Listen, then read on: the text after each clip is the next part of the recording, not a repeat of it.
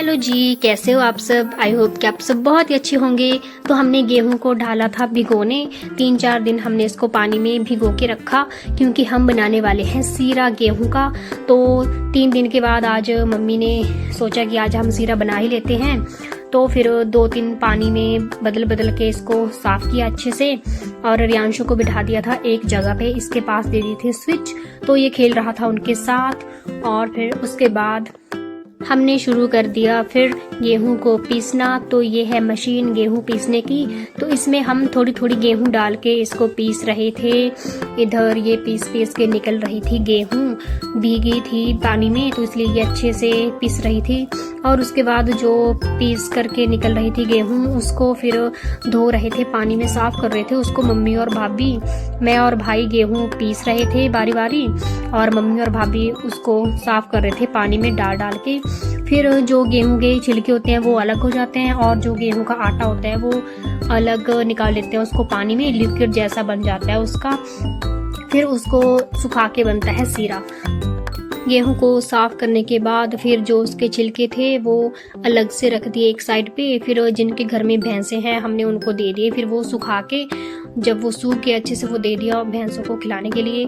फिर इतनी सी गेहूं बची थी, हम देख रहे थे कि कब जैसे गेहूं खत्म होगी, पीस के ख़त्म ही नहीं हो रही थी। फिर मैंने शुरू किया इसको पीसना। बारी बारी हम पीस रहे थे गेहूं को। मेरा भाई भी थक गया था गेहूं पीस पीस के, तो मैंने बोला कि थोड़ी देर मैं पीस देती हूँ।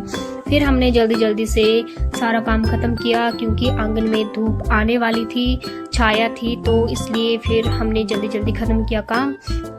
फिर उसके बाद लिक्विड हो गया तैयार, सीरा बनके हो गया तैयार।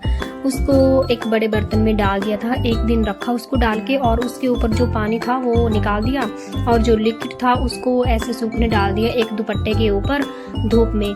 तो ये निकल नहीं रहा था अच्छे से, तो फिर मम्मी बता रहे थे हमें कि ऐसे ऐसे डालना है इसको सूखने।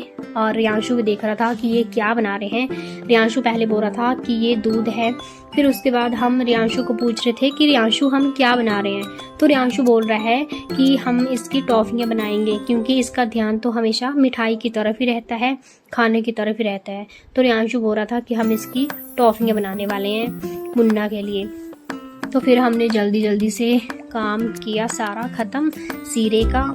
और एक दिन रखा उसको हमने बर्तन में क्योंकि वो निकल नहीं रहा था। और अगले दिन जैसे मैंने उसको निकालना स्टार्ट किया तो इतने अच्छे से निकल रहे थे, पीस पीस पूरा लिक्विड इतने अच्छे से निकल रहा था।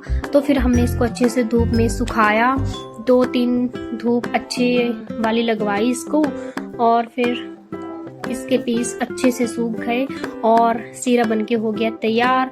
तो जो हिमाचल के लोग हैं उनको तो पता होगा कि सीरा क्या होता है। गर्मियों में इसको खाते हैं बना के, बहुत अच्छा हलवे की तरह बनता है और बहुत टेस्टी होता है और ठंडा भी होता है। तो वीडियो अच्छी लगी हो तो लाइक कमेंट शेयर कर देना। मिलते हैं नेक्स्ट वीडियो में। जय श्री कृष्णा।